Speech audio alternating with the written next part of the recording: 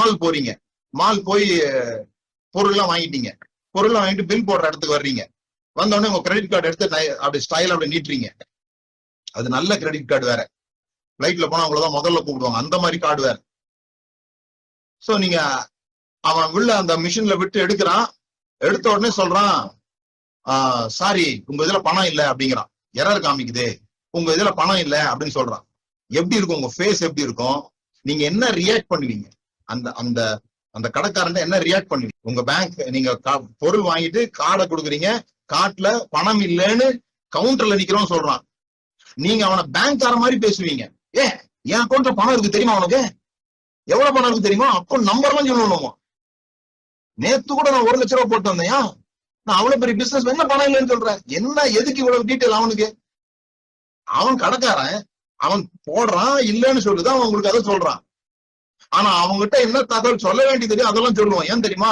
நான் பிச்சைக்காரன் இல்லைன்றத முதல்ல அவனுக்கு தெரிஞ்சு அவன் என்ன தப்பா நினைச்சது, அவன் தப்பா நினைச்சா இப்ப என்ன, அவன் தப்பா நினைச்ச சாரின்னு சொல்லிட்டு அடுத்த கார்டு இருந்தா கார்டை கொடுப்போம், இல்ல கேஷ் இருந்தா கேஷை கொடுப்போம், இல்லைன்னா சாரிங்க இந்த வண்டிய அந்த பக்கம் விட்டுட்டு பொருள் எடுத்து வச்சுக்கப்பா அப்படின்ட்டு சும்மா நடந்து வந்துட போறோம்.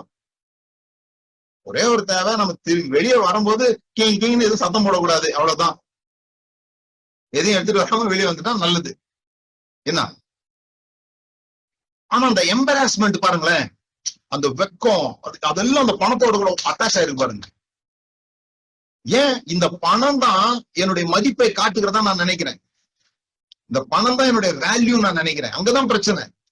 அப்ப என்னுடைய வேல்யூ இருக்கணும்னா நான் பணம் சம்பாதிக்கணும், அது எந்த விதத்துல வந்தாலும் பரவாயில்ல, அதுவே என் சிந்தையா மாறிடுது. அதுதான் என்ன பணக்காரனாக்க விடாம தடுக்கிற ஒரு மிக மோசமான விஷயம். நான் திரும்ப திரும்ப சொல்றேன், பைபிள்ல நீங்க வாசிக்கிற எந்த பகுதியை வாசித்துட்டோம், கடவுளுக்கோ அல்லது அதை எழுதினவருக்கோ நாம நல்லா இருக்கிறது பிடிக்கல, நம்ம பணக்காரராகிறது பிடிக்கலன்னு நம்பிடாதீங்க. அப்படி நம்பிதான் நம்ம பாவம் இந்த நிலைமையில இருக்கிறோம்.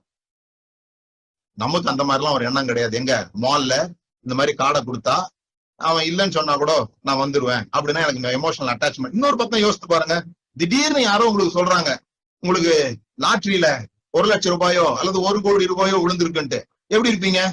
அப்படியா பேசல 1 லட்சம் விழுந்துச்சா அப்படி இருப்பீங்களா, குதிப்பீங்களா? அவள்தான். சில பேருக்கு ஹார்ட் அட்டாக்கே வந்துடும், எனக்கா 1 லட்சமா அப்படின்ட்டு. இந்த சொல்லுவாங்க ஒரு கதை, ஒரு ஆளுக்கு heart attack problem, hospital admit ஆயிருக்காரு. அவர் ஏதோ லாட்டரி வாங்கியிருக்காரு, லாட்டரியில 50 லட்சம் ரூபாய் விழுந்துருச்சு. 50 லட்சம் ரூபாய் விழுந்த உடனே இப்ப அந்த விஷயத்த அவர்கிட்ட சொல்லணும். டாக்டர் சொல்றாரு, அம்மா அப்படி சொன்னீங்கன்னா அவர் சந்தோஷத்துல மறுபடியும் ஹார்ட் அட்டாக் வந்து செத்து போயிடுவாரு, அவருக்கு கொஞ்சம் கொஞ்சமா தான் சொல்லணும், இந்த வேலையை நான் பாத்துக்கிறேன் விட்டுருங்க அப்படின்னு சொல்லிட்டு டாக்டர் போய் அவர்கிட்ட பேசுறாரு. அப்படியே பேசிட்டு சொல்றாரு, ஒரு 1 லட்சம் ரூபாய் உங்களுக்கு லாட்டரியில விழுந்தா, ஒரு லாட்டரி வாங்குற பழக்கம் எல்லாம் இருக்குதா என்னன்னு கேட்டு அப்புறம் சொல்றாரு, ஒரு 1 லட்சம் ரூபாய் உங்களுக்கு லாட்டரி விழுந்தா என்ன பண்ணுவீங்க அப்படின்ட்டு. அவர் சொல்றாரு, என்ன டாக்டர் விழுந்தா ஏதோ இருக்கிற கொஞ்சம் கொஞ்சம் கடனை அடைப்பேன், இல்ல ஒரு 5 லட்சம் விழுந்தா என்ன பண்ணுவீங்க? கொஞ்சம் கொஞ்சமா கூட்டுறாராம் டாக்டர். அப்போ 5 லட்சம் விழுந்தா என்ன பண்ணுவீங்க? ஆனா அது ஒரு நிலங்கெல்லாம் கிடைச்சா வாங்கி போடுவேன் அப்படின்னு ஒன்னொன்னா சொல்லிட்டு வர்றாரு. இவரு வெறுப்பாயிடுச்சு பேஷண்ட்டுக்கு, என்னடா இவரு அப்படின்ட்டு. அப்புறம் டாக்டர் சொன்னாரு, ஒரு 50 லட்சம் விழுந்ததுன்னா நீங்க என்ன பண்ணுவீங்க?